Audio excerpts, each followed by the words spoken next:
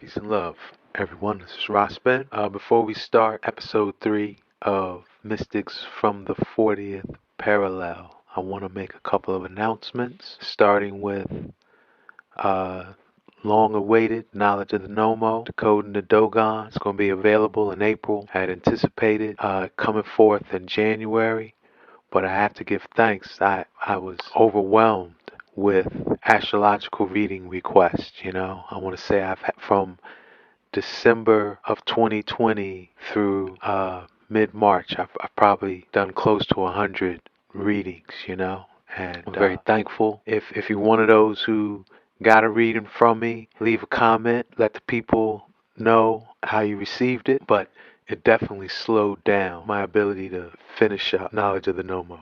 But that has occurred, and if it wasn't for some travels I'm getting ready to do, I would start the pre-order now, but that will be in April. But I mentioned some travels. I'll be in Denver, Colorado. 2 events. First one, the Body, Mind, Spirit Expo. That's March 19th through 21st.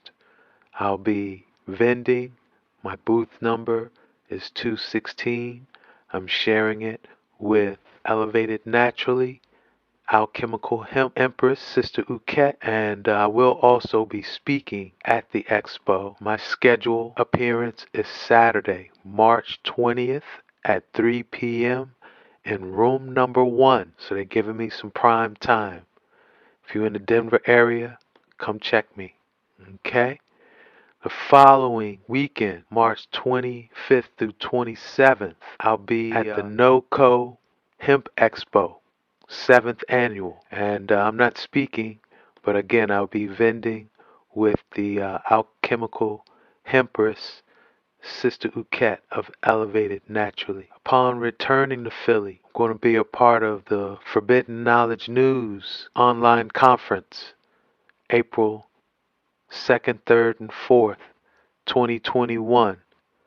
Powerful lineup. I'm going to leave a link where you can get a taste of the lineup, but it's going to be a powerful conference, very relevant. Yeah, you can get that link below. Also, in April 16th through 19th, I'm going to be a part of Mount Tam Psychedelic Integration Jam, which is, for the psychonauts that, work with the sacred plant medicines, go on them sacred journey, and powerful lineup of healers and therapists from all walks, mystics, shaman, powerful lineup. I'm going to be a part of that. Again, there'll be a link and a promo code in the description. If you use the promo code, I get a little piece of cheddar and y'all get 10% discount. So, that'll be a good look. I'd appreciate love it. Lastly, in April, I'm linking up with Wissahickon Wellness, this blossoming new wellness center right on the edge of the Wissahickon. The last house before the woods on Wissahickon Avenue. Yeah, this will be the first of many events. April 23rd, Saturday. Yeah, there's a link below with more details, but this is going to be the first of several tours that we do in alignment with Wissahickon Wellness. If you've been following my Rosbin 188 YouTube channel, you've seen several of the historically significant spot there, Lover's Leap, Hermit's Cave. Yeah, we're going to hit it all and much, much more. Trust me. So you can register in the link below. All right?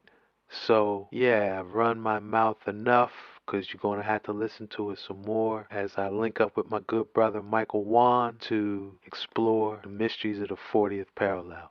So enjoy.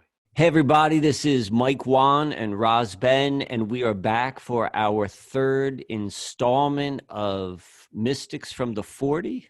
And this is going to be a little bit different. I'm really excited about this because the last two times we got together, we talked a lot about the on the intellectual plane, and to understand the sort of scenario which we're in, so we can have a better footing, a better understanding where we are.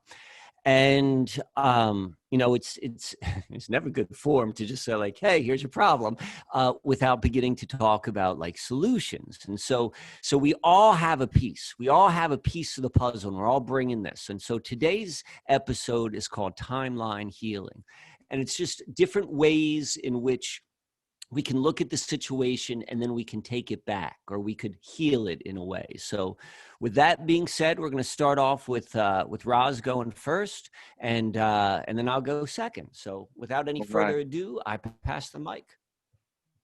All right. Greetings, peace and love, everyone. Thankful to be here. It's Pisces new moon season, you know? I'm a Pisces, so it's been a wild ride, you know? And Neptune's in Pisces now. So I don't know, it's just been an intense time for me, but it's also a fitting time to share what we're going to talk about. Hey, let me see. Do I have to hit share screen, Mike? I need to give you permission, and that has just happened. All right, give thanks. This is timely to, Pisces is about healing, bringing it all together.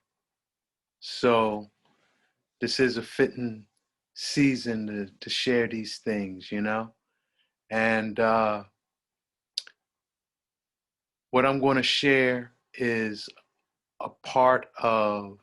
it's the solutions-driven part of a presentation I did more than once, but starting around 2017, called Nelson Didn't Do It, the Philadelphia Experiment Effect and the Manipulation of Historic and Prophetic Timelines. Because I'm pretty confident most of anyone tuning in here is familiar with what they call the Mandela effect, But I really do think that's a misnomer.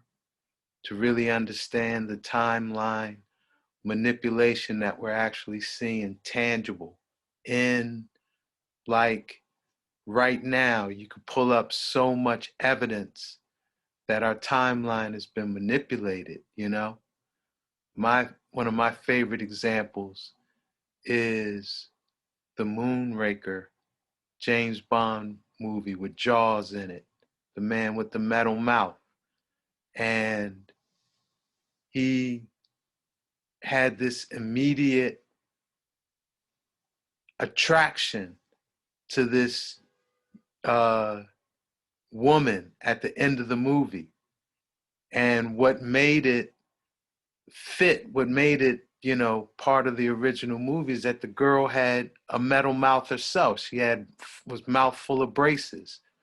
You look at that now, it's like, where's her braces, And there's so many examples. I don't want to make this about the so-called Mandela effect, but I'm bringing it up just to say that these are some tangible examples of timeline manipulation. And we have to know that it's impacting us personally on dimensions as well. It's not just something we're observing, but yeah, it's hitting us physically on level, psycho-spiritually on levels. And so, yeah, we do need to know some things we can do to align ourselves with, I guess, what we would call the natural flow of space-time. Okay? So, that's what we're going to focus on today. And I want to start by saying the most important thing we need to be aware of is that the fabric of space-time is self-healing. Okay? Just like our physical body wants to maintain homeostasis and balance, irrespective of whatever pathogens or parasites it may be exposed to, right? space-time's the same way. And so my feeling is space-time is continually resetting itself in the midst of like what we would call the Philadelphia experiment effect, right? But it, you know, that healing starts on the subtlest planes and has to work its way down to the densest, right? So as above, so below. We want to make our resets on the subtle and then let it work down to our physical. And these are some ways we could do that. First way we can resynchronize is we got to really have productive emotions in this time. Okay? Heart resonance and heart frequency is a saving grace. It's a healing power that we have within ourselves that we need to consciously tap into more, you know? So cultivating productive emotions, which translate, I guess what you would say, magnetic emotions, love, gratitude, compassion, very, very important, okay? Because what we could say energetically, the polarity of the electromagnetic spectrum that's used in timeline manipulation, it's electrified, right? And the counterbalance is magnetism. We have to stay magnetized. And again, on a subtle to make it manifest down into the denser, right? So magnetic emotions, very key, very, very important. Another thing we got to do is, as much as possible, is stay alkalized. This electrified time wave, time-space waves moving through our physical body causes phantom inflammation and phantom pain. Now I live in Philly. I live like ground zero. And I know I feel it. But I just see pain management, inflammation in the body is, it's pandemic, it's epidemic proportions, man. So many people dealing with pain and inflammation in the body, and oftentimes the source for the inflammation and pain, it's hard to identify, you know? But the reality is, being in these shifting timelines, being knocked off of your original timeline, which puts you in a malaligned flow with the natural state, you know? You can visualize space-time as a stream or a wave, moving like water in one direction. And when we get thrown off the timelines, now you're moving counter to that flow. And that friction, that resistance, that's the source of the inflammation, you know? So the for sure shot go-tos to help inflammation, of course, is ginger. I know there's debate about turmeric, but if you resonate with it, of course, cannabis, CBD is a sure shot. I would also explore the zeolite crystal family, both as like specimens, you know, like apophyllite and then what's that green one I love so much? Begins with a P. It's escaping me. But just look up the zeolite family of crystals. Prehnite, there it is. Prehnite. Great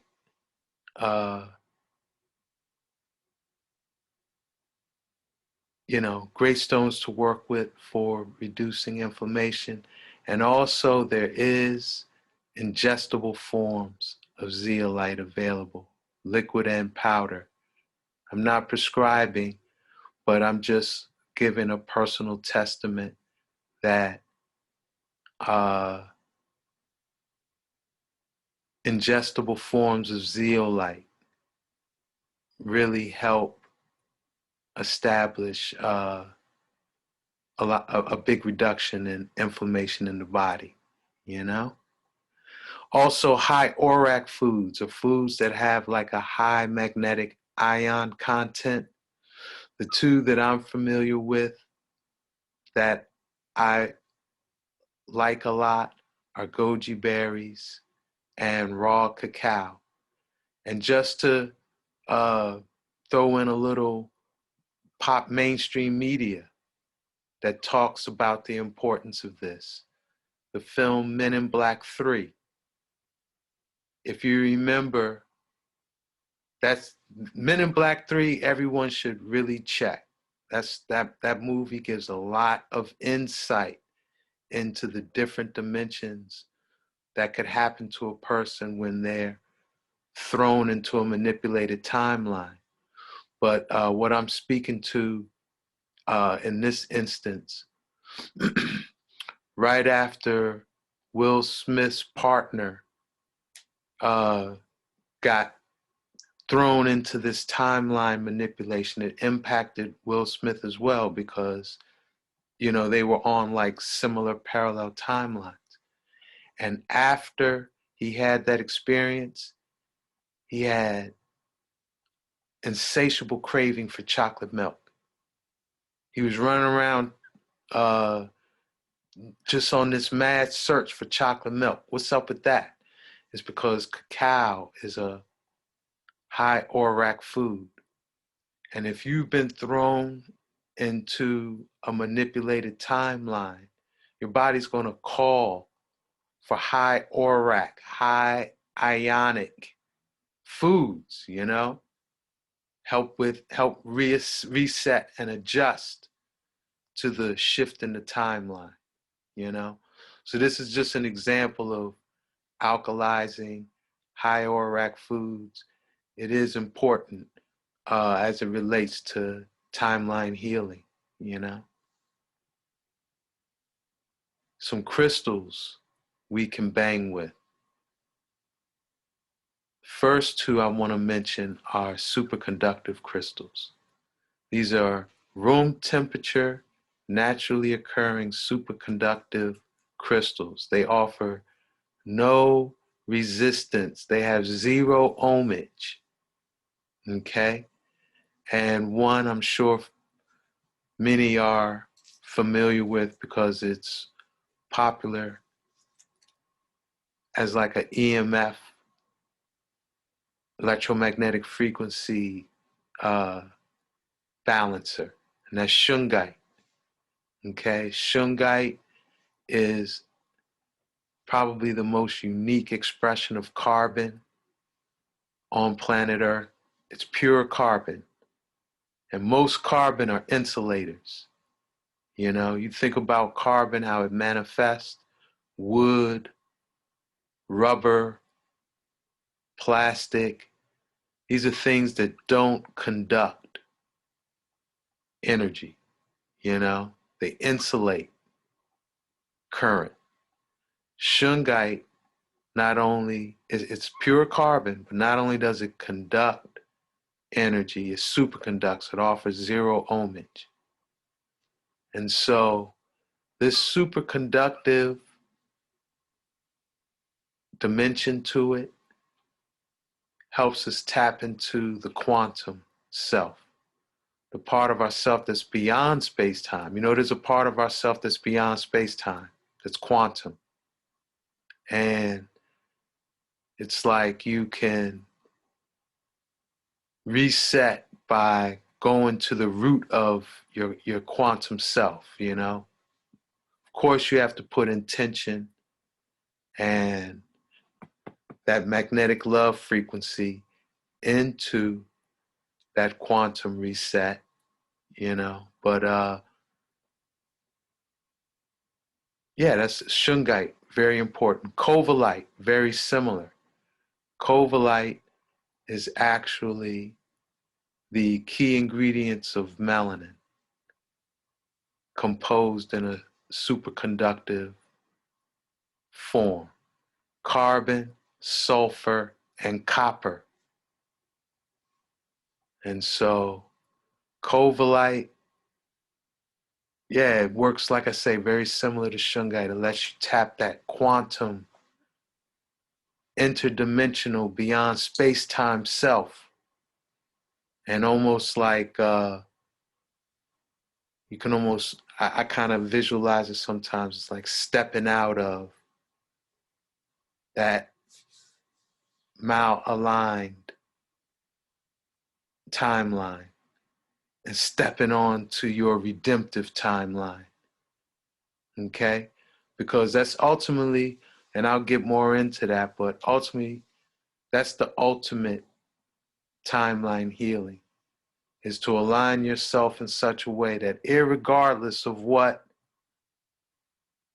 is going on in your world outside of your personal control, you have put yourself on your redemptive timeline. And so these are great crystals to work with, to do that, you know, through conscious meditation, focus of intention, productive emotions. Monatomic gold and silver helps repair, like if being on these malaligned timelines malaligned your atomic structure, which may manifest as malignancy, you know? And again, I'm not prescribing, just speaking from personal experience that those things are helpful. Celestial quartz, these are one of my most favored. I think these are probably the most important crystals we can work with. And again, I'm going to refer to Men in Black 3 because they had a character in that movie who behaves like a celestial quartz. And if you see his face in the lower right, what was he, an Arturian, or he was an Arturian, okay? And he did nothing. He didn't do anything, like action-wise. All he did was, because he was like a fifth dimensional being outside of 4D space-time, he could observe all the various timeline possibilities. And if Will Smith or others in the movie were doing something that was going to put them on a timeline they didn't want to be on, he would say, like, yeah, your chances for a successful outcome are diminishing by the second, you know? So the celestial quartz are angels incarnate in stone. They are, you know, we can we as humans, we're incarnate in the four elements: earth, air, fire, and water. So that says that it is possible to incarnate in earth. We are living proof you can incarnate in the earth element. Celestials only incarnate in the earth element. And we need one another. So mutual, because they have a purpose, they got an awareness and a consciousness and a mission, just like we, you know? But they are not an agent of change. They They're a rock. They're just there, just like the cat was in the movie.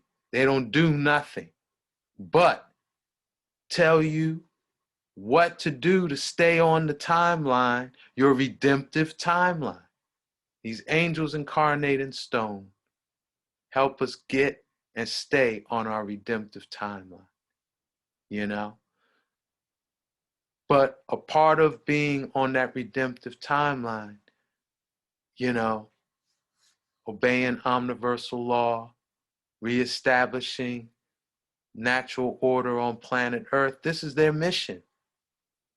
So if you are not willing to be on your highest purpose, an celestial quartz might not be the partner for you, you know? If you're going to stay in, I'll just say, not on purpose frequencies, you know? Celestials aren't for you. But if, like, you for real about getting on your redemptive timeline, putting in the work, yo, these stones are absolutely amazing. And so the mystic thing with celestials, like I say, they're angels incarnate in stone. A lot of times in celestials, you'll see the angelic presence in them, you know? Here's an example of an celestial in the center of a screen. You see the face in it, you know? It's got locks going to the left, the eyes, nose, mustache, mouth, you know? I don't know if y'all see it, but study that stone in the middle, you know? And yeah, they're for real. I love them. You know, they're some of my largest and most valued stones are celestials. I feel many of the downloads I get, of course, some part of my redemptive work has to be sharing information in book form and other various forms. It's the celestials that put me on these missions and give me the, you know, opportunity to receive these downloads, you know. They're a big part of that equation. So I highly recommend working with them. Also what they call time link quartz. Time link quartz, this is the larger clear quartz to the right is a time link.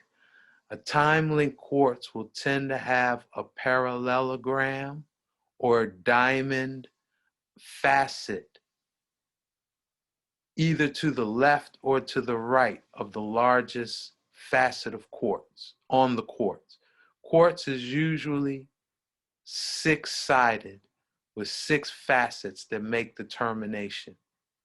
And usually one of those facets is the largest and most centered facet, right? A time link is going to have a seventh facet, which is either shaped like a diamond or a rectangle, parallelogram, to the left or to the right of that largest facet. If it's to the left, they will tend to say that's a past time link. So this is how you can link with your past self. Go back to a moment where you feel shame or guilt. And now in your adult state where you see it full circle, go back to that part of yourself and heal it up, you know? Forgive yourself. Send love to yourself. Tell yourself it's all good. It's all gravy in the train, you know? Or maybe deal with ancestors and your ancestries of the past. If it's to the right, if that facet is to the right of the largest face, then it's a future link. And you can go to your future self and be like, yeah, man, what do I got to do to be where you're at? Or, you know, yo, give me that future download, that vision of the future that is going to inspire me to do what I got to do to be where I need to be and make it to that future self, you know? So these are 4 families of crystals I think are great to work with in terms of timeline healing. I think to be on that self-healing alignment with space-time, right? We got to minimize wearable technology. I think that's very important.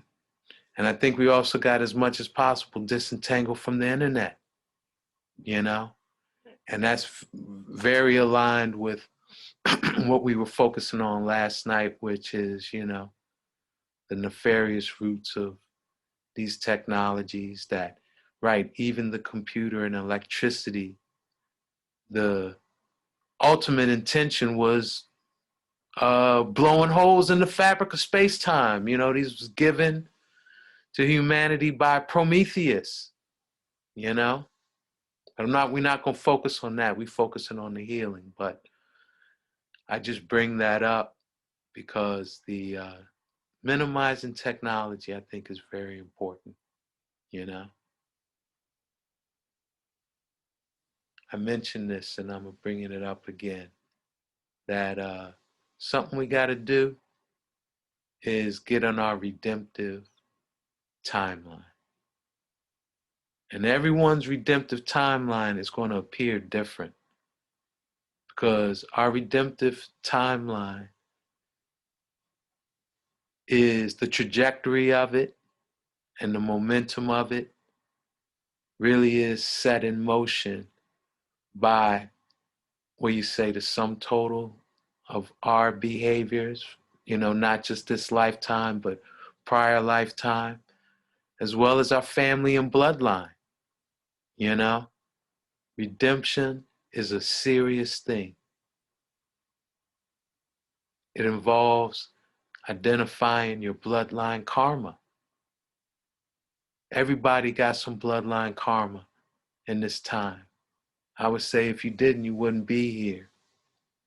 In this time, you'd be on earth in a less crisis-filled judgment space-time, you know?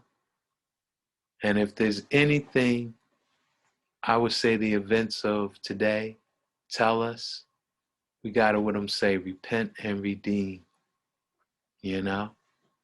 And redemption ultimately is, well, I would say it's the ultimate act of what you would call freedom. One of the ways you'll know you're redeemed is that the visible and invisible influences of bondage that are just, you know, surrounding us from all over, they have no impact in your reality, you know? So, yeah, another part of redemption is taking responsibility for your place and condition in space-time, okay? You will not be able to move yourself out of that judgment trajectory and you know, this manipulated timeline. If you don't take responsibility here and now, excuse me, you know,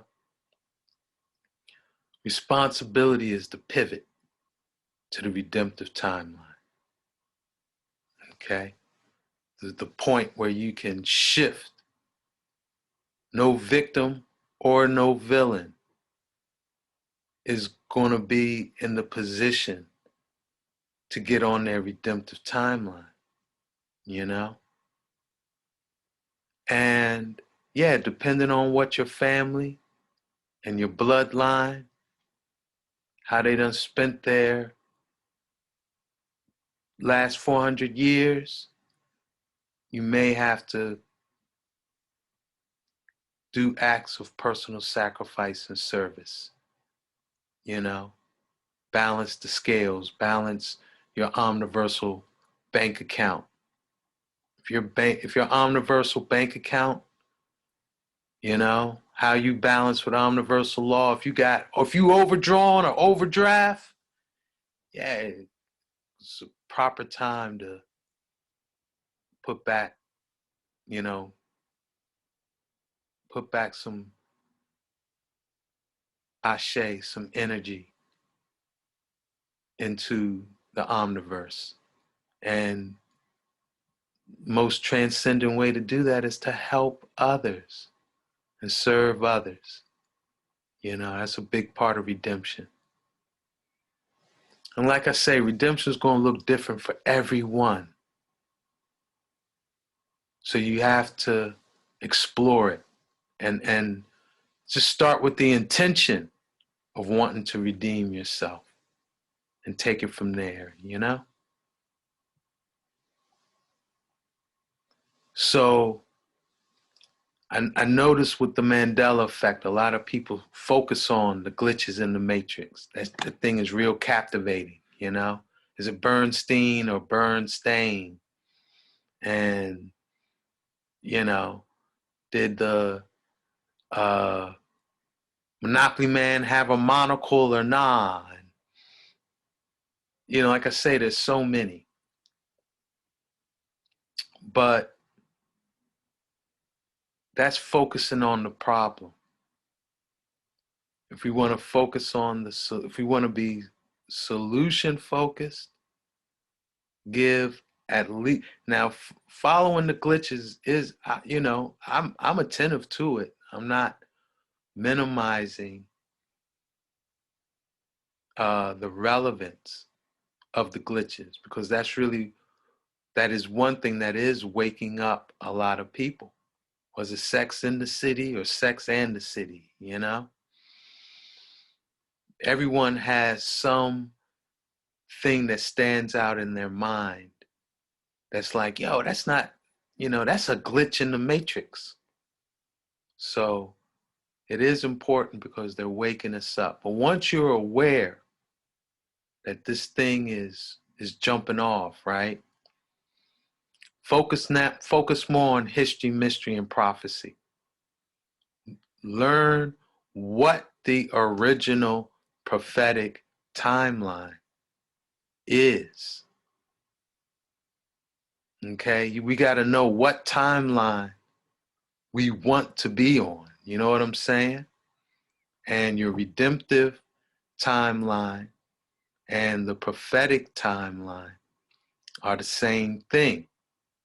Now, yeah, here it is. And here we are back at Enoch. So soon we're going to have to like chop it up on Enoch in the original timeline, you know. I've even seen comments from the last video where people were asking for that, you know. So we definitely got to know what the original Enochian timeline is. But also, too, I would say, like, let's stop referring to it as the Mandela effect, because Mandela didn't do it. We will not be able to identify, that's a misnomer. And we will not be able to identify causality. Like, what has happened? What is going on that has thrown us off this timeline? Until we start recognizing it as the Philadelphia experiment effect and not the Mandela effect, we won't be able to identify causality, you know? Yeah, that original Enochian timeline, it basically says like, yo, the Star Nations is coming. Don't feel no way. These giants, these Nephilim, they've corrupted humanity. And y'all said some prayers that made it all the way up to the seventh heaven, when the giants and the Nephilim was just running amok on earth. They still are, but, you know, in the times of Nile Valley and Babylon, early civilizations, they was running amok. So our ancestors said prayers that made it to the seventh heaven, the galactic core. And that's, you know, what we would say is the home of the Most High, that galactic consciousness. And he sent the heavenly host from when they heard them prayers. But the seventh heaven is 26,000 light years away. It took a minute for him to get here. And really, that's the big story that Enoch tells, and tells us what we got to do to hold on until that time. But that time is very close. And yeah, we can look for miracles and expect unexpectable things to help get us back on this natural flow of space-time. And everyone should read the Book of Enoch. We're going to do a show on it. But there's online free PDFs. If you don't want to invest in one, I'm going to tell you, I got about 8 copies of Enoch. And I've given probably more away than I currently own. I think this is the most important information to inform your reality. Because one thing, it helps you keep productive emotions. It's not fear. Like sometimes when you read Revelations, you can't help but feel a tinge of fear. Because if they say not even the dog that pissed against the wall of Babylon is going to escape the judgment, then how can we? You know? So, biblical prophecy, what we talked about last time we were together, it's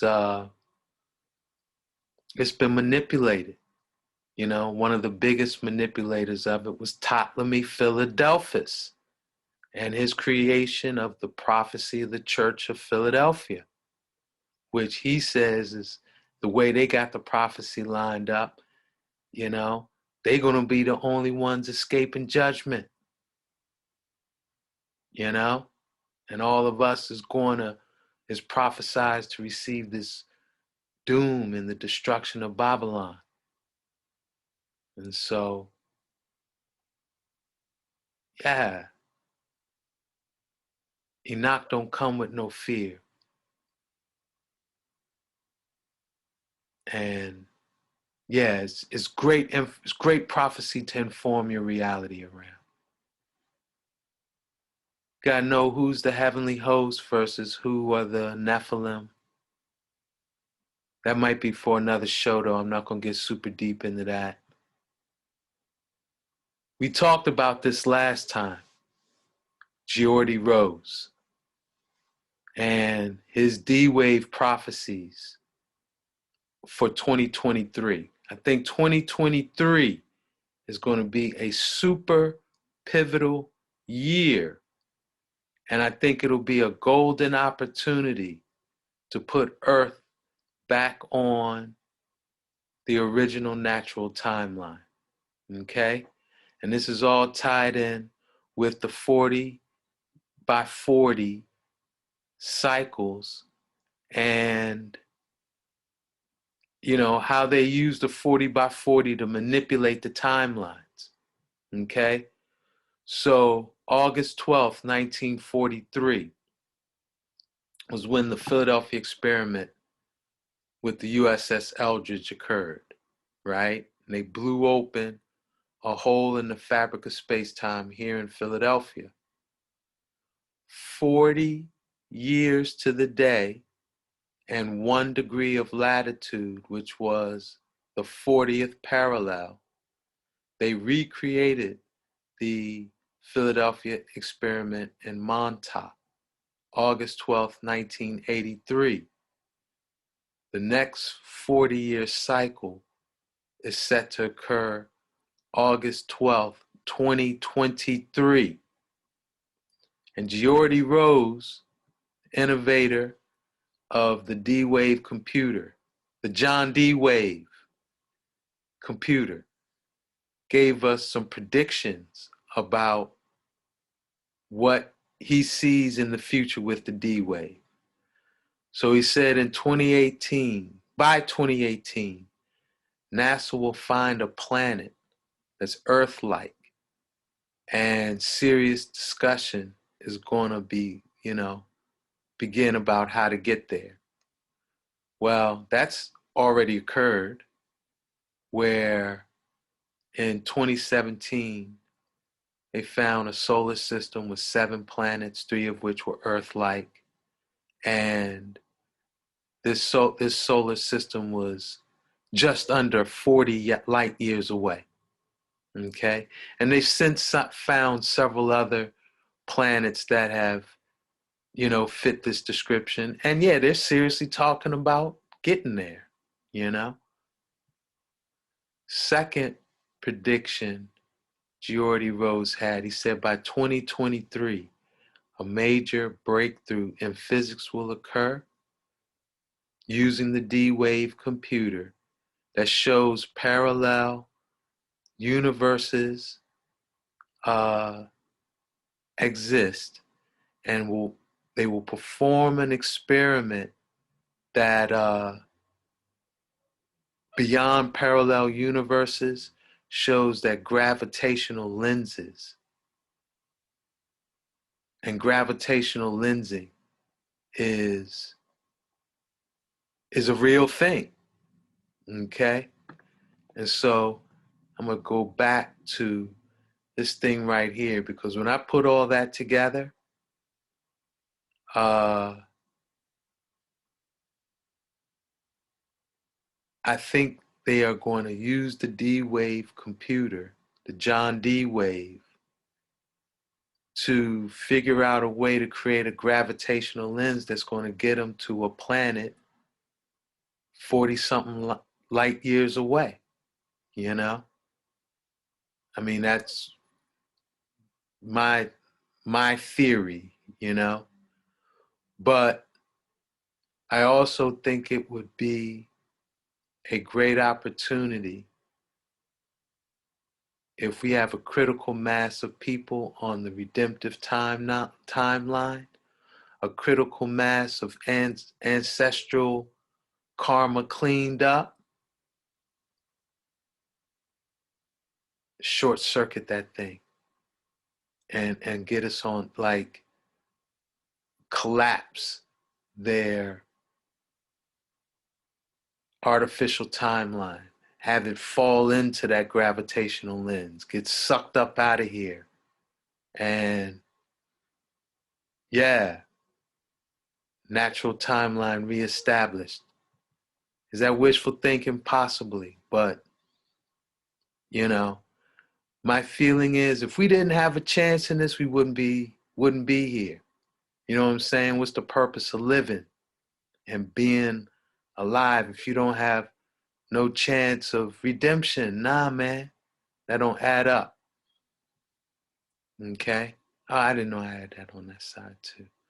His last prediction, and we'll know we are not on our redemptive timeline if we're here in 2028, and intelligent machines will exist that can do anything we can do. Quantum computing, John D. Wave computing, the foundation of it. Okay? So I just want to mention one last thing. Because, right, Trump has lost the election. Trump's been in the cut. But, man, that doesn't, from what I've researched, something ain't adding up, man. Donald Trump's uncle, John Trump, was the one who explored the economic and military feasibility of Tesla's technology. We mentioned last time, Donald Trump is a UPenn alum,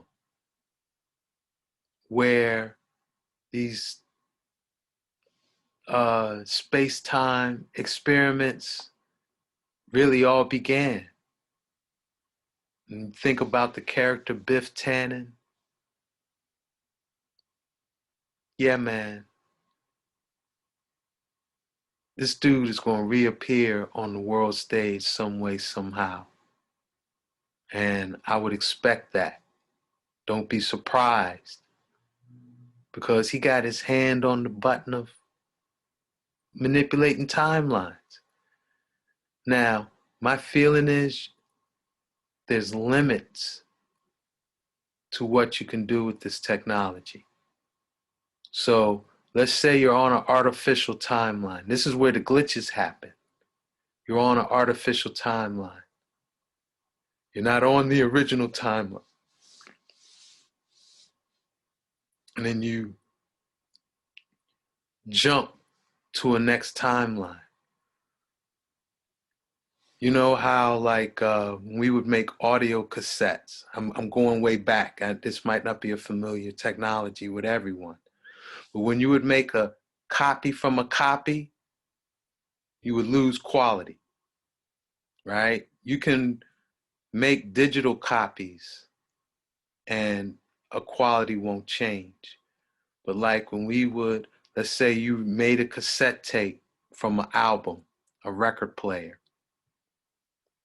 but that would be like the best quality cassette. But then if you copied that cassette, it's going to be a poorer quality. There's going to be static and glitches in it. And after about 3 or 4 generations of copies of cassette, there's more noise than the acoustic, you know? And I think that's what happens when they jump from timeline to timeline, from artificial timeline to artificial timeline. And that's how these glitches be manifesting, and it's like more and more glitches. So when if Trump hits the scene again, we are very close to the end. We're going to be near the last timeline jump. They're going to be able to push the button forward without that thing just being so hazy of a copy, not even they can work with it, you know? It's just my theory, my feeling. Yeah, this is just another graphic for that. And that's it, you know?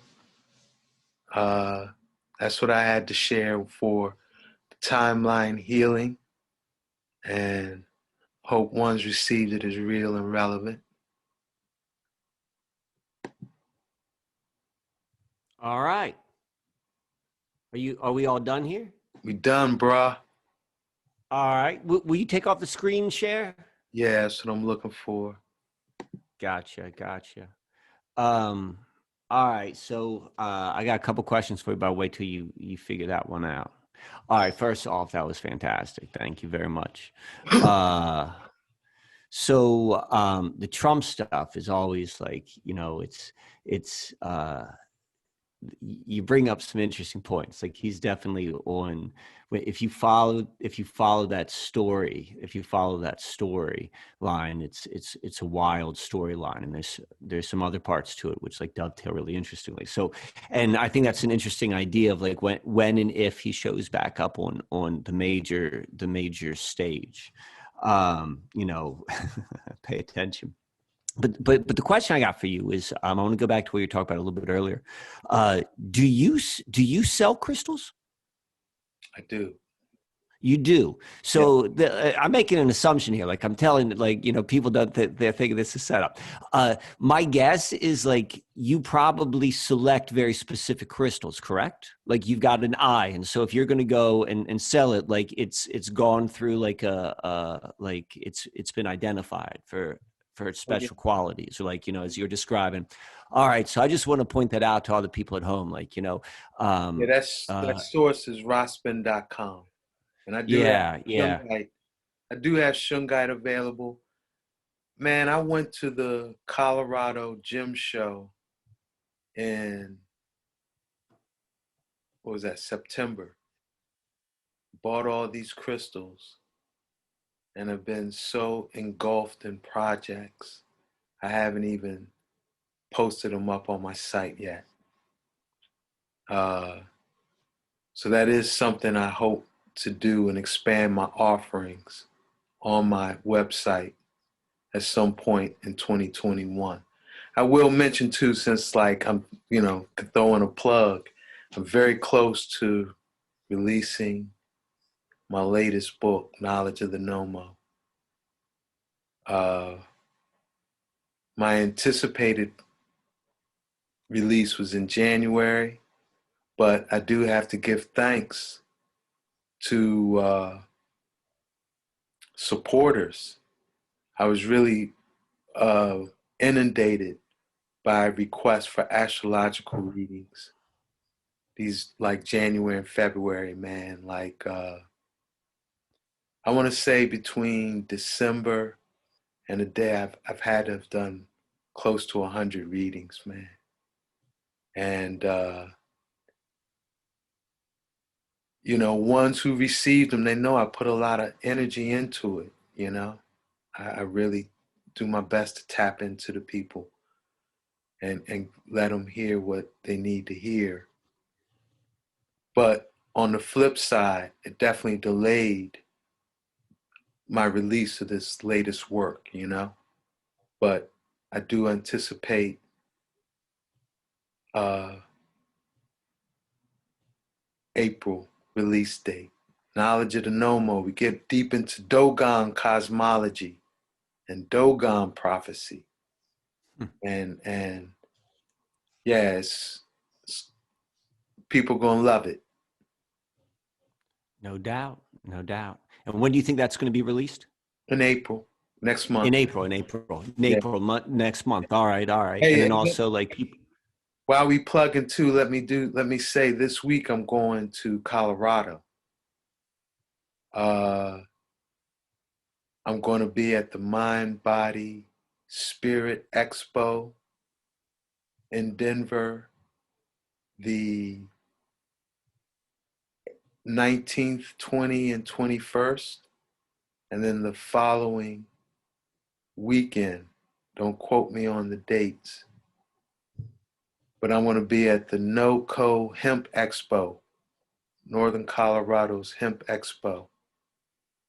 And so, yeah, if y'all in Colorado, you want to check me, I'll be at them spots. You know, you come check me live and direct. Will you be presenting?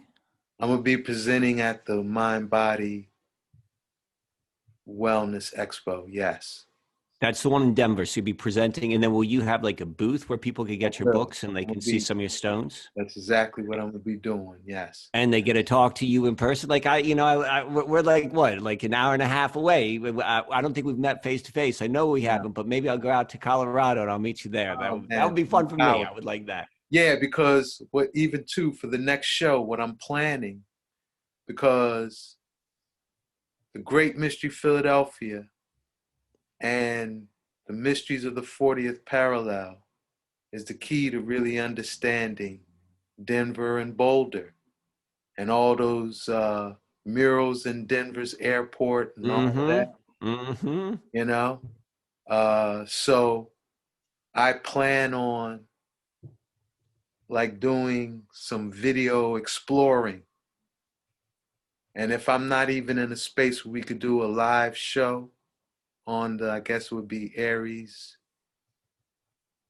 full moon, Mm-hmm. I'm going to send you the video I saw a lot of, I don't even want to get into it, but a good friend of mine who lives in Denver, who is a follower of our works, when she saw our first episode of Mystics from the 40th Parallel, man, she just sent me all of this 40th Parallel info about Boulder specifically, because Denver's on the 39th, but Boulder's on the 40th.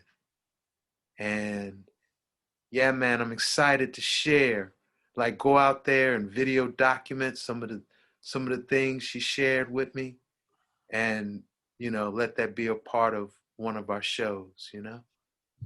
That's going to be exciting. We were talking about that. So I hope people come out and see you, and I'm excited for the footage. Yes. Let me, I want to show you one more thing before I start my presentation. So can you see this bag like here? Mm-hmm. All right. So inside this bag, what do I have inside this bag?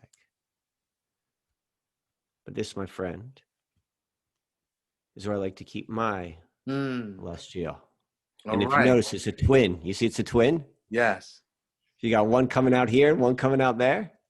Yeah, this is I like to dress them in bags. If you're not carrying the most precious stones in the most precious bag, you're in my opinion, like that's what I make. This is what I'm gonna throw this out here. I'm gonna throw this out there.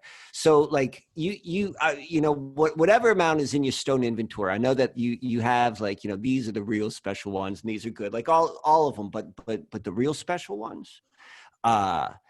We don't even need to know what it is. Maybe someone could contact you via email or comment. But like maybe if they get like what's like the premium of what you have, I'll make a bag for it. Right, like custom bags. That's what I do with the stones. Like there's something that happens when you honor something, even if it's like it's more than the material. It's the idea that I'm appreciating and approaching something with a certain degree of consciousness. And so like that's the idea behind the bags and the ornamentation. So I think that would be like, I don't know how many I could make, like maybe one or two, but if like people reach out to you and if they're interested, like we'll make something real special. I would love that. Can I ask you a question before you start? Certainly. What are your thoughts on celestial quartz? I've got an interesting relationship with stones. Like a lot of I'm almost all feeling based. Like I just know that this is something I need to carry with me and something which I don't need to carry with me. And this one right here, it's the only celestial I have. And then like I usually, most of my stone knowledge outside of intuitive knowledge comes from Love is in the Earth by Melody. Like that book I like a lot for information. So I know what her stuff says about it. With this stone, I remember when I saw it. Like it was at a show actually in Lancaster, and it was a guy who, and this is why I was asking you if you sell stones. He had a small booth, and he carried a variety of things, and only half of it was stones, and there wasn't a big inventory. It was a very small inventory, and I knew this man had an eye, and so everything that was in that inventory went through this process of his selection. Which is why I asked. I was like, my guess is like it's probably similar to like how you carry your inventory. So anyway, so I see the stone, and I was like, I wasn't looking for a stone, but it's like I knew I needed to carry this with me. And I've carried this with me for probably about 4 years now. Like there are probably about 5 or 6 different stones which I carry with me. And so this is the primary one, which I particularly when I want to, like, I like the idea of the twin as a way to connect. Like I'm holding on to it, and the texture, like just when you to hold it in your hand, like, there's something soothing in my body, which I trust is connected to something much, much deeper. I've never thought about it in the way which you talked about it with downloads, but I don't think that I necessarily understand my process well enough to like define that. So, or to say it that way, like it just like whatever comes, like whether, and my guess is like, after you express the way which you understand the crystallized angels in mineral form, I'm like, okay, that, that makes some sense. And so, I'm looking forward to, like, I meditate with this whenever I do like my, a lot of the work, which I do. And I'm going to get into this a little bit in the second part. Like this is the one which I always have. And that's just been instinctual, but now I'm excited to put a little bit more of a knowing or a story around it. So that's my experience with the Celestial. Awesome. Yeah. All right. So I'm glad I did this. So I don't have any slides today. So what happened was, like my computer, my laptop, like it was starting to like jack up, and I noticed that I had a little bit of time left on its warranty. And so I'm like, all right, I'm going to go and squeeze it in and see. There was a cracked screen too. There's a tiny little cracked screen in it. And it's an Apple. And so there's an Apple store here in Lancaster. And I was like, all right, I got to go in there and go through that process. I do whatever I can to avoid going to like places like that. So I go into the Apple store. First thing I do, and like in retail, like Apple sets the stage. And what that means is like, what you see they do, like all the other shops are going to do like a couple years later. And this is like in the mall in Lancaster. And I've been to this Apple store before, but they had 5 friggin' guards at the front door. And I'm like, what? And so if this is like, so that did it. So I bring my, I like, if I'm going to get my free lunch, if I'm going to take advantage of this under warranty, it's not really free lunch, it's part of it. I play the game and I go through that. And the guy's like, okay, yeah, we got this problem, and yeah, I can fix this for you, and I can fix that for you. I'm like, all right, this is good. This is working out nice for Mike. And so I'm like, yeah, I've got like an old laptop. It's what I'm on right now. And I'm like, he said it'll be like 3 or 4 days. He said it'll be 3 or 4 days. I'm like, yeah, I can go without it. And I don't know what I was thinking, because I'm in the middle of like 3 really, really significant projects. And it was 5 friggin' days. And then I get a call from him today. I get a call from the Apple shop today. And they're like, oh yeah, we got the part and we put the computer back together. And now there's this other problem, and that's going to take another 5 or 6 days. Wow. And and so 2 things happened. This is a long story to say, like, I ain't got no slides. Like, that's all my slides were on the other ones. I'm going to talk. But then the second thing is, like, I don't think of myself as a paranoid person, but like, I'm like, I went right into the belly of the beast, and I gave them like, I guess they always have access to everything on your computer just through the hookup, I suppose. But still, I'm just kind of laughing. I'm like, what are they doing on my computer? Right. They need to hold on to that jump for a couple more days. Yeah, that's exactly. So now I don't really think they're doing it, but I'm just gonna throw it out there. So okay. I love how you presented. Like, we talked a lot about the physical body, and we talked about the emotional body. Or I guess maybe you talked about the emotional body and the physical body, as it relates to healing, like, about being in this time and everything that matters. And one of the things you said, which really struck me, was about like, you said, we still got a chance, because why else would we be here? In my opinion, my attitude is like, I don't even think there's like a chance. It's like, this is why we're here. We're here to do this, whatever this may be. And so like, part of it is all of those things which you were talking about, like, particularly taking responsibility, and like everything that, and like, and humility, and like, and like service, and like how all of that is unique to each different person. Like, there's not one way that looks, and another person doesn't get to decide what the redemption timeline looks like for another person. Like, that this is, you and your bloodline's time period. So I'm definitely in that degree of consciousness. That's how I approach all this. So that being said, what I want to talk about is consciousness itself. That's really, really, really what I'm excited about.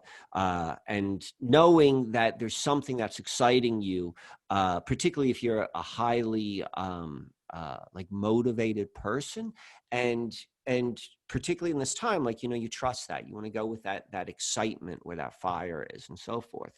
So the mental plane, consciousness, this is the foundation. Like all of these parts need to be done together. And so I want to go and offer some models, because the hardest thing to understand is that which we understand with, like our consciousness. This is where it all begins. Everything is connected, and so we work on all things. And if we are to escape the matrix, I'm kind of saying that a little bit tongue in cheek, but no, I'm not. It has to begin in consciousness, because that is where the majority of all of the prison is. It's all like it's a mental prison, that's been said many, many times. And you can't hear that enough. Like, you're like, oh yeah, I know that. It's like, no, it's like the levels of depth, the levels and layer and layer and layers and layers and layers of the lies which we have been fed, which we believe to be truth, that becomes our consciousness. And so we have to like have that humility in terms of looking at our own consciousness and our own prison. And so it's like by growing up, by being born into a matrix system. I mean, there's all systems are matrices, but I'm talking about the matrix, the dominant one. Like any like man-made culture is matrix by definition, but there are harmonious ones and there are ones that aren't. And we're like in a very disharmonious one. And what the one which we've done has molded all of our minds, just like being alive, like, going to school here and watching the media and just being in the space and having billboards. Like, can you imagine there are people who lived an entire existence on Earth and never saw a stop sign?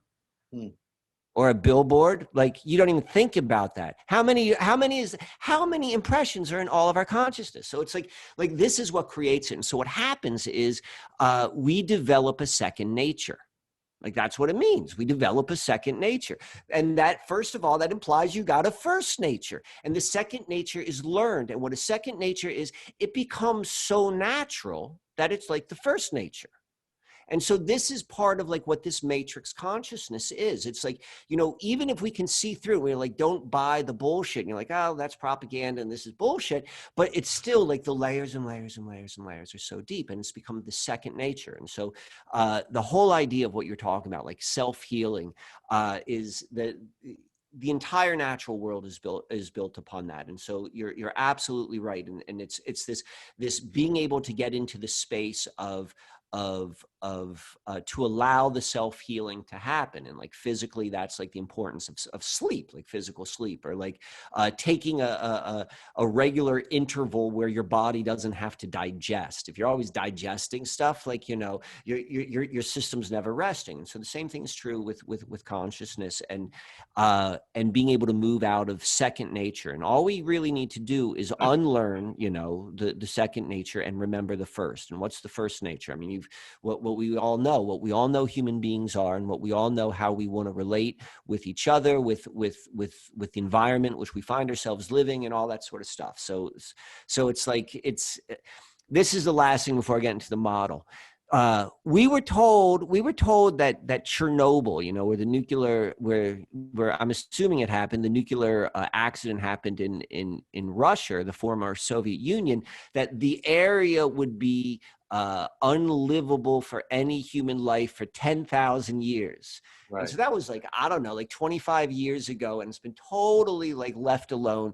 And there is life, and there's plants and there's animals that have not been seen for thousands of years. It's just naturally self-healed. When they locked down Wuhan, when they locked it down last year, what did it take? 7 days for all of the smog to disappear. Like, that's not like, we are part of that system. That is our natural, like, if we get the rest and we do the right thing, well, then we are going to go and naturally find and remember like that true state of being. But like when we're in constant inflammation, as you were saying, like, and a lot of that is matrix stuff, like you don't give yourself the chance.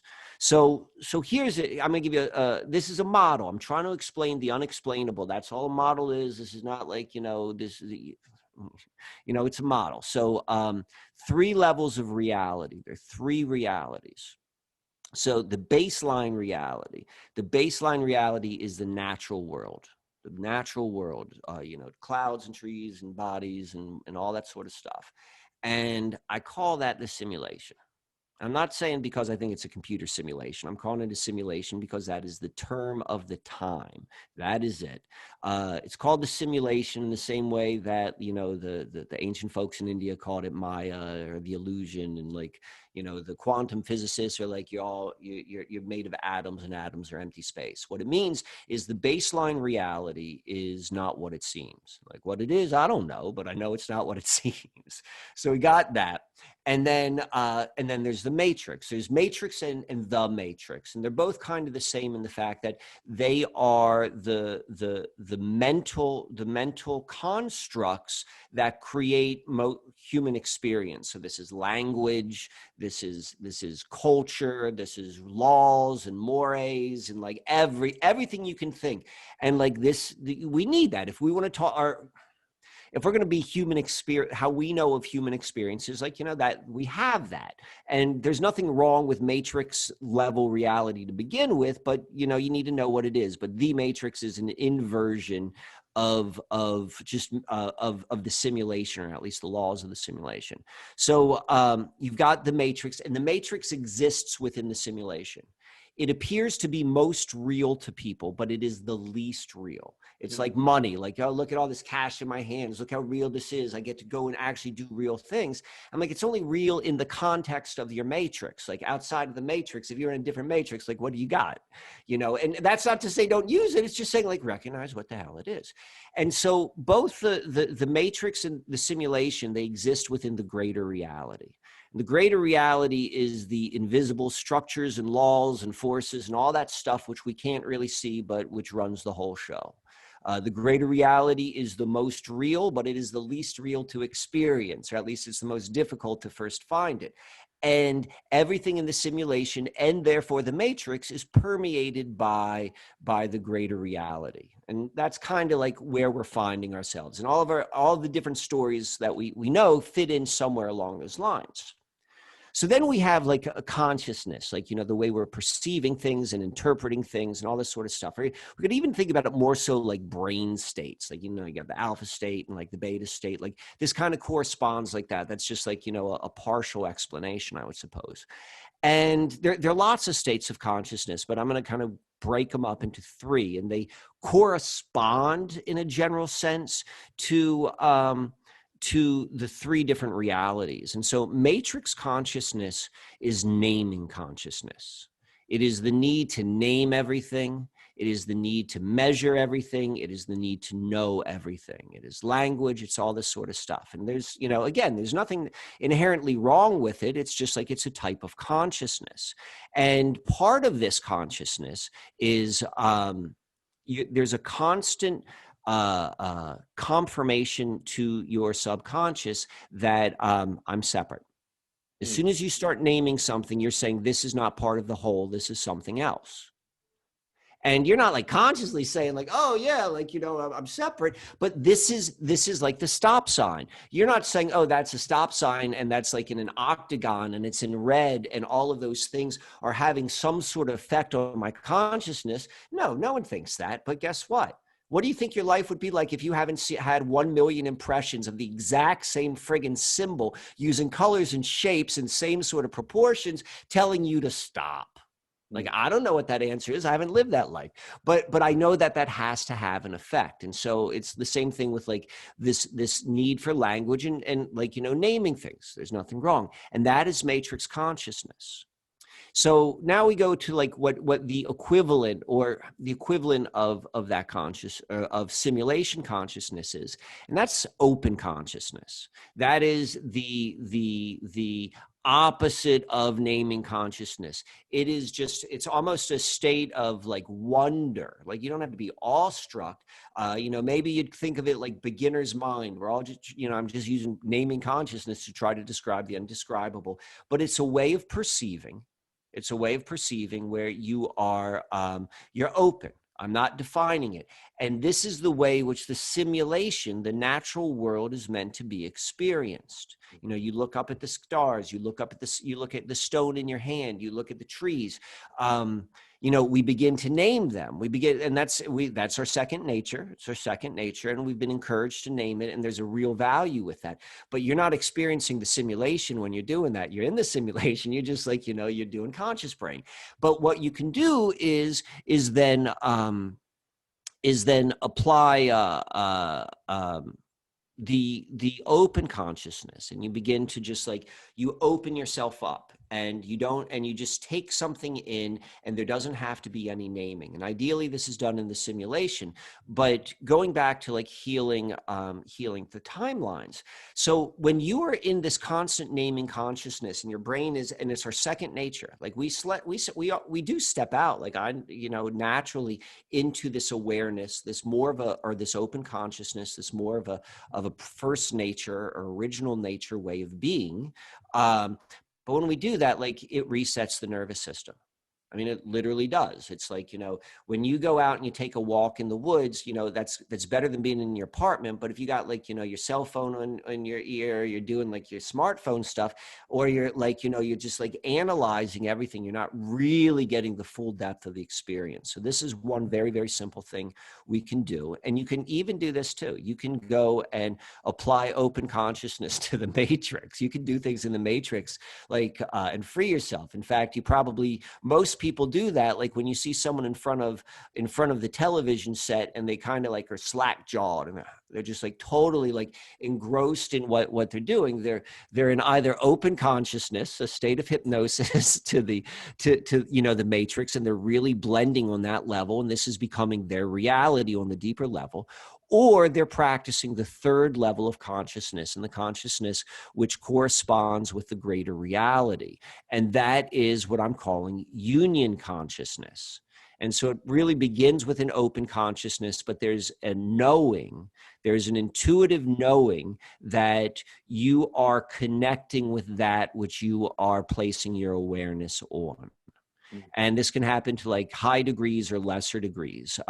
My senses, this is like anyone who like, if you're listening to the show, obviously you have a synchromystic lens, and anyone who does like, who can see the patterns and read the truth in the matrix, you're applying this like very, very detached, this union consciousness with the matrix, and you're pulling out the gold in it. I mean, that's what happens with it. And so I look at those three consciousnesses, and the reason why it's important is because as we are moving out of this timeline, I use matrix as interchangeable with the timeline, because they're kind of one and the same. To move out of it, to move off of this matrix thinking is literally to take your awareness off of the matrix, like what you're talking about, like don't wear the digital devices, don't like less time on the internet. And there's a real sense of irony, because we're on the internet right now, and but this is the time in which we are, and this is the information in which we share.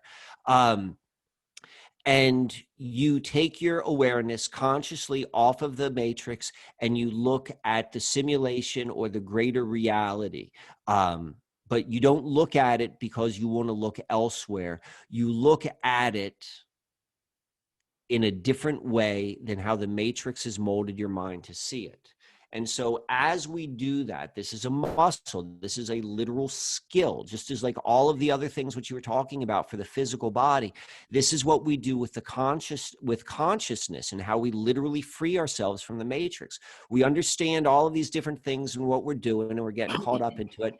And on like a regular routine, like I take my mind off it, and I practice this new consciousness, and I practice it, in something which will reset, allow for the self-healing, this remembering of the original state of being.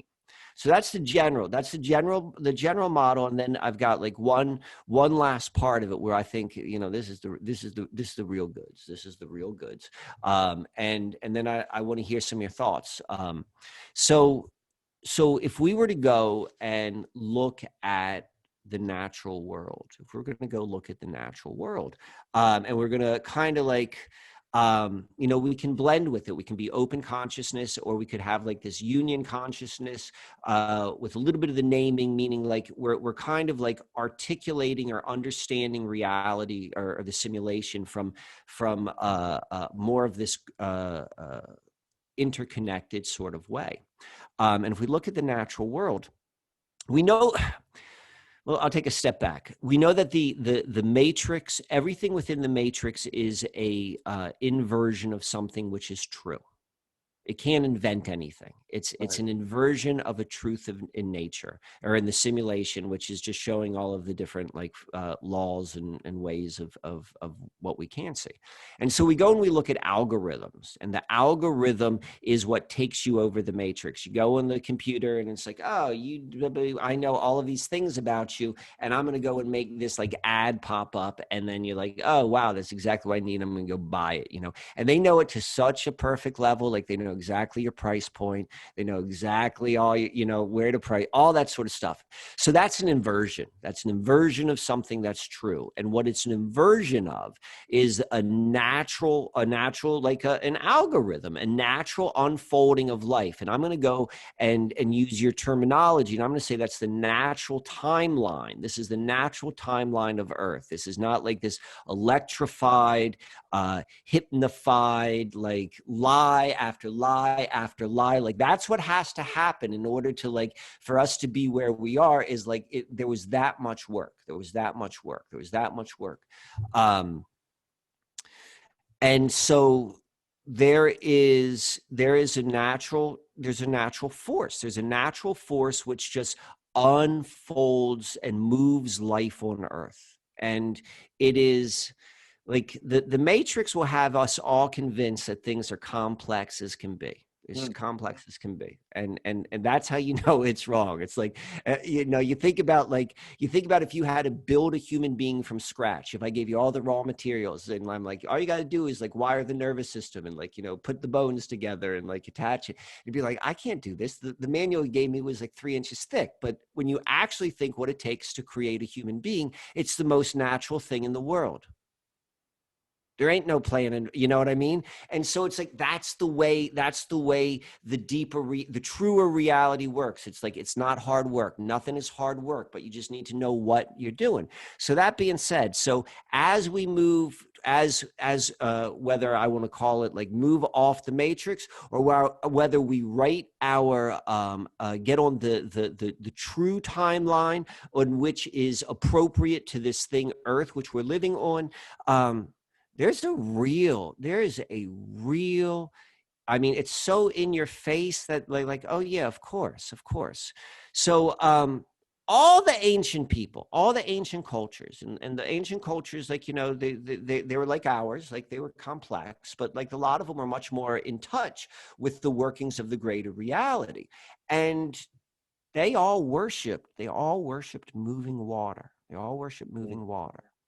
And often we think about that in terms of maybe gods or goddesses, and we get in this naming consciousness, and move that away, let's loosen that grip for a moment. And what I'm going to go and suggest for the listeners is that the moving water is two parts. There's the water. If you're standing in moving water and you put a cup in it and you picked up the cup, it's the same substance which is still around your feet, except it ain't moving. Stuff around your feet is moving. Why is it not moving? Because there's something in the cup there's something missing in the cup, and we call that a current. That's just naming consciousness, but it's a thing. And it is the actual force, no matter how you go and describe it, is the actual force. It is the actual force which moves water. It is invisible, and we don't understand what it is as much as they're going to tell you about gravity and stuff like that. It is the force that moves water, and we know symbolically and literally that water is life. It is the force that moves life. So when we go, and what we need to do is, it's not just moving off of an old timeline. It's how do I connect to another timeline, and what timeline do I connect to? And there are lots of timelines. And we've got the timelines of the heavens. We got the rising and the setting of the sun. We got the phases of the moon. And if you know what to look for in terms, you could identify Venus and Mercury and all of those timelines as well. But that's not where you're standing. That's not moving where you're standing. So the last thing, all of that was my setup, is the simple creek in your backyard, that river a couple miles away from your house. all of these currents, all of these forces, if you can go and connect with that in terms of an open consciousness or a union consciousness, what you're going to do is you're going to find yourself realigning with a new timeline. And the same way that the algorithm moves you through the matrix, the true algorithm, the most logical thing you can see. There's nothing more tangible than the intangible current, which you could feel in water. You can't feel the moon move, but you can feel the water move. You can feel it with your skin. And as you align with it, and as all of the ancients knew, we get our lives carried by that timeline, and it meets us. And how does that show itself? Synchronicity. Things lining up, less planning, more spontaneity. Like it's self-healing. And so when we are looking at, and I think it's very, I love the 2023 time M point, but like as we are recognizing, a lot of the research, this naming consciousness, what we're doing is we're like, look, this is what's happening. These are part of the lies. These are part of the lies. And we get to a point where we know like it's all lies, but then we got to go and we got to self-heal and then realign ourselves to an actual movement, to an actual timeline. So that's that. I think taking all of these and like, we all got a piece of the puzzle, and what we have to learn, like this is how we move through it. Hmm. So, Yo, before you even mention running water, your discussion on consciousness had me question how the Susquehanna really seems to have opened up this 400 year,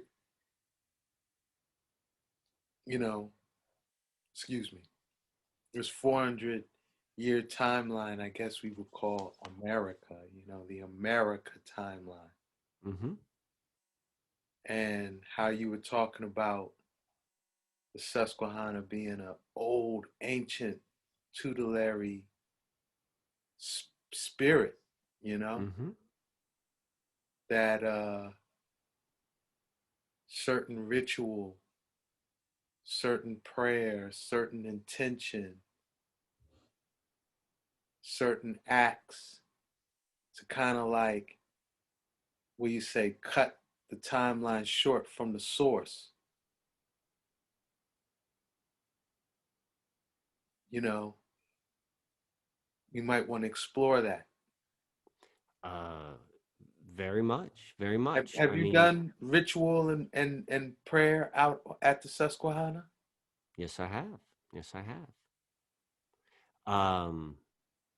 So what I see my responsibility is the remembering, is that's how they say, like, that's how the spirits die, or the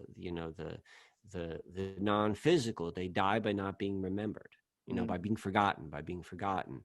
And so the opposite is true. And so there's remembering. So like telling the story, and when you see what's in front of you, if you see the history and you see exactly what was done, you're 100, that's the only logical conclusion one can make is like, this is just like this was just the starting point. And I just wrote the script to what I'm excited to release as a scripted video. And I think the last line is something like, this matrix began with the seeds planted on this river, and then the healing has to begin there as well. And so there is, no, there's singing. I think singing is really important. You sing to the water, and it's got to be like, I'm laughing because like, I sing my songs, like I write my own songs, but like, it has to be there's there's this place. It's called it's right on like right where like everything like right on the 40th parallel, like where the Shanks Ferry people live, where the Susquehannocks live, where everything happened. And there's this tree right on the river, and it's got this outgrowth, and it looks like a human ear. It's like from top to bottom, it's maybe like 2.5 feet. So it's that size, and it's right at like 5 feet off the ground. So like right at like an adult, the bottom of it. And so it's like, that's the grandmother tree. That to me, that's the grandmother's ear. And so, and it's exactly 40 paces. It's exactly 40 paces off of like this kind of like trail parking lot on a dirt trail. No one, like most people don't know about it. But so like, so the ritual, which I do, is, you know, I'll go there and I like to, you know, I whisper. You know, I whisper, I tell my secrets. I tell my secrets I can't tell anyone else. That's a truth. That whole like the whole like confession thing, like that's based upon a truth. You know, that was used for like, you know, for probably unscrupulous information when that was added by the church, that you had to confess all your sins. But there is something very true about stating your sins, stating something in anonymity. And so that's one of my favorite things to do is I go to the whisper tree. I call it the whisper tree. And I go and I whisper my things. There are all these different places which I've identified along the river.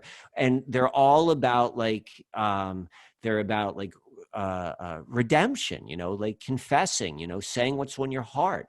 You know, there's a certain place, it's an old furnace, it's an old iron furnace, and it's like right on the river, and it's a little bit creepy. Like you could tell like well, the furnace is where they used to make the iron. So this is like a brick building built in like the 1700s maybe, and it's, you know, it's been abandoned for 150 years, but you could still see its remnants. And the fires were hot, so I like to go in there, and that's where the things which I need to be burned away go. But it's always like right on the river. And so tying in like a human experience, a true emotional experience, and then almost going like, I think of it as the grandmother river. And so like, what is the role of the grandmother? You know, the grandmother is not just strength, but there's an unconditional love. And it's like, you can tell your grandmother everything. You can tell your grandmother everything. And, you know, she might be angry, but she's going to go and she's still going to love you. And she's also going to help you right your wrongs. And so to me, particularly when we think about this as a tutelatory spirit, and you think about like, what does the oldest represent? It's like, I try to bring that as my ritual. I try to bring that energy. I wrote a guidebook called The Rites of the 40th Parallel. And it's where I went and I've identified all these spots. I'm like, this is the energy of the spot. This is what to bring there. And like, it's introducing this idea of being able to connect with the energy, like both like of the river and what it represents, you know, whatever word we want to use to describe the undescribable. I want to show you one last thing. I talked about this a little bit before we started recording. I talked about the quilt I made.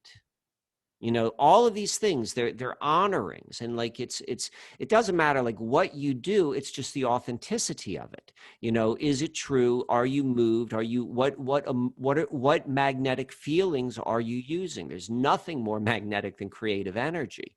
And creative energy is often spurned by like, you know, you need to get something out, and it's probably something like, you know, it's a heavy emotion. So like, that's why like, you know, you see a lot of artists with like, you know, pained lives until they understand. But anyway, so I'll show you this. Give me one sec.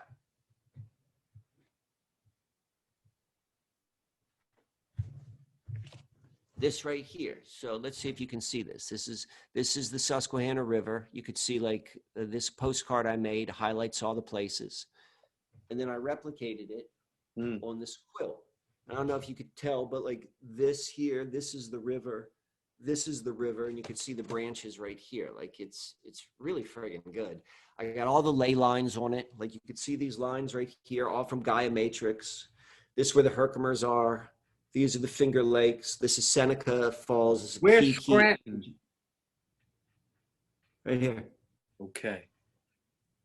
You see that right there? Yeah. This black patch? That is the largest deposit of anthracite anywhere on the planet. And So anthracite is, jet. I'm sorry? The crystal jet, what people know of as jet.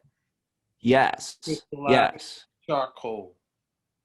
It is the purest charcoal. And so it's like matrix thinking tells us that charcoal is, or coal is, it's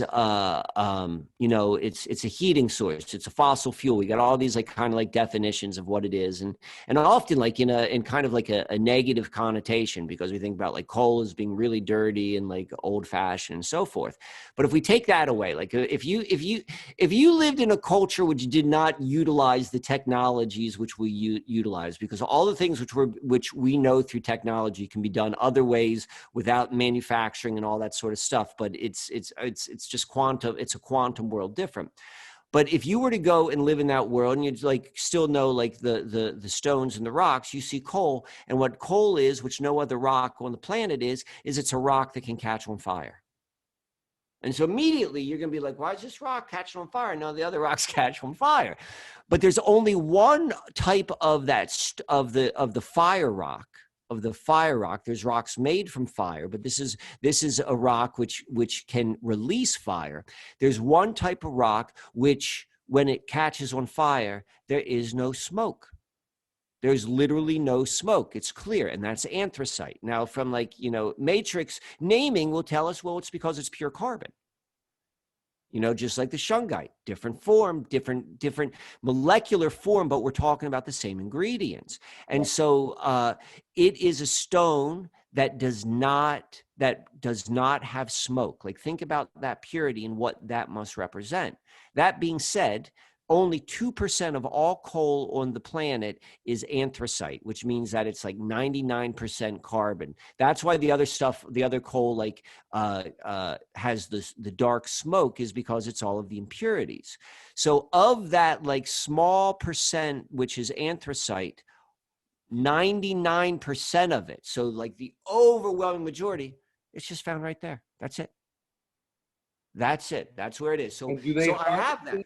Do they have coal processing there, or they just leave it because it's too close to the river or something? Well, so that swath of the deposit, I think, is probably like 20 miles long. So it depends upon where you are, and I mean that area of northeast Pennsylvania is like, this is where all of all of fracking takes place. It's where it used to be coal, and so the coal is pretty much, I think there's a small market for anthracite right now in terms of like commercial uses. It's more of like a historical thing, like Scranton was built on anthracite strong, and that sort of stuff. I mean, this is where our president comes from, right? And Hillary. Everyone comes from Scranton. Huh.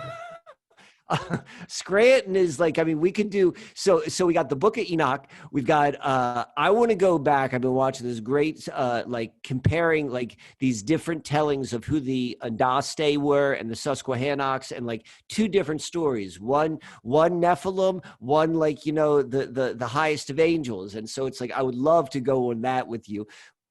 We got to talk about Scranton, and we got to do this. I'm very excited about the Boulder, and we're going to talk about the 40th parallel connection. I'm going to do it down here. We got a bunch planned, but so you know what?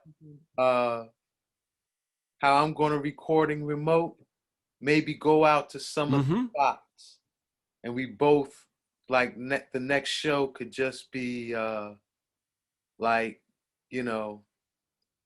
us showing locations. I'd love that. I would love that. And I think that would be balance, that would be nice for that. Now I got some homework to do. I'm excited to go do this. I'm going to how about this? The weather's breaking. I'll be back in Philly before the month ends out. And so at some point in April, I want to drive out to Lancaster. Maybe we could hit up some of them spots. I would like to check. Maybe like you come out to Lycus, you're like, yeah, maybe we'll do it. Maybe we'll just, of course, that's what we'll do, man. If you come out The name here, of the High Point. oh yeah, Yeah, that place is really calling me. all right, High Point, What about So are all of the glyphs, are any of them visible from the shore? mm, You need to do some rock climbing out in the middle of the river to see them. you need a canoe. You need a You need a canoe. You don't canoe. want to go. Maybe with binoculars, but there's a friend of mine. There's a friend of mine. He's got this. He runs this. Uh, um, it's called Urban Edge Farm, and it's not like urban farming. Like this guy's like a nationally recognized expert on permaculture, and he's built like I just got to show you his thing, and he's right on the Conestoga, and he takes the trips down to the petroglyphs. So it's like if you come out, I'm going to arrange for us all to go, and I want you to meet this guy Ben, and we're going to go down and we're going to check out those petroglyphs. We're going to check them out, and we're going to go down the Conestoga just like the people did before, just like the people did before. That, We'll get that. That's going to be something. That's going to be right. something. I'm really And excited then for you need that. to plan in May to come to Philly. Oh, without a doubt, it goes both ways. I'm going to come out. I want to get the real tour. Yeah, absolutely.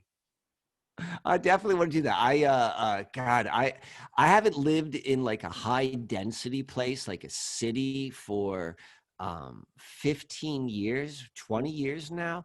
And like, I can feel it like when I come within like 30 miles, like, like something comes over my physical body. Like I get anxious and I'm like, and I Wow. used to never get anxious before. And it's just like all of this intensity. And I've been since I was first discovered your work, like when you hear your stories, like everyone wants to go and see it. And, I see all of the statues you want to go see, you want to see the places. And I've been wanting to go out to Philadelphia ever since then. And I'm like, I don't know, I won't go out there. But I'm going to go for this. I'm going to go for this. So if I'm going to get the personal tour, I would love that. And check out the cave. Oh yeah. Definitely do that. So Many of the center city sites, they've blocked off and boarded up since the riots. So like the Rodin Museum, I don't think there's access to anymore. The inner chambers of City Hall, there's not access to anymore. Uh, since last summer. yeah, yeah, Wow. they've been shut down. Yeah, So I would have to see if they've reopened. Otherwise, it's not even really worth going in town. We would just focus on the Wissahickon, you know? all right, all right. Yeah, yeah, I I did think the that's tour.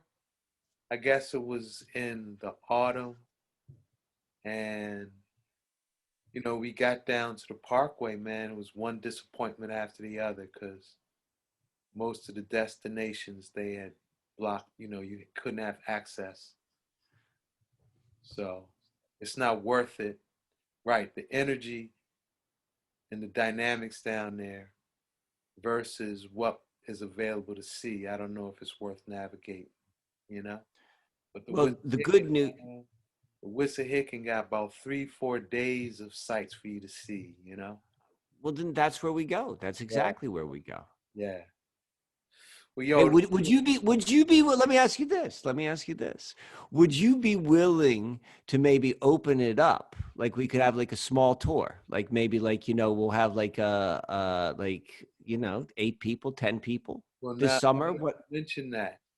If you want to make it April 23rd, I have a tour scheduled through this wellness center that I'm working with called Wissahickon Wellness, where Has that sold out yet? nah, we're just starting to promote it. So it'll be, All right. So, for those who are interested, go to Wissahickon Wellness on Instagram. And when I get the flyer from them, they're finalizing it now. I might make a little YouTube shorty or post it on my website to get the details. But Wissahickon Wellness. This is. But let me ask you a question. How big is this tour going to be? How many people are going to go on this? Would you say? We ain't turning no one away. You're not like 1,000 people. If 1,000 people said they want to come, 1,000 now, but so because this is what I'm doing this for the listeners. If I was a listener, so I got a spot. I'm telling everyone right now, I got a spot. If I was a listener and I was like, I would want to do this tour, I would go and I would call up the Wissahickon Wellness right now and be like, yeah, I know you don't have it organized, but I wanna take my spot right now because those spots are going to go fast. Like this is amazing. I'm going to be there. It's going to be a great time, but there is going to be a limitation. There's only so many people we can do because if I was listening, I don't know any of the details, but I would call and I would get my spot right away and say like, well, let me give you a deposit if you don't even have it figured out. That's what I would do. But that's how I do things. They do have a website and an email. I'm sorry I can't just run it off. But yeah, just look up Wissahickon Wellness. And I know they're very active on Instagram. All right. I think that sounds fantastic. And maybe I'll do the same thing out here. I think that would be a lot of fun. Yeah, it'd be awesome. Yeah, I think this is great. All right. We're just about at 2 hours. I think this is like a nice place to wrap this up. Do you have any final words? Nah, I was about to say that this has been great. I want to give wifey some vibes before she clocks out. So yeah, man, it's a good time to train. Is that who's on the other side? You give her my best, okay? I sure will. All right. This has been a lot of fun. Everybody, go to rossben.com for the crystals. You know about the book. You know about the Wissahickon Wellness. If you want to get on that tour on April 23rd through the Wissahickon, 3 days worth of stuff, which we're going to probably squeeze in a bunch of hours.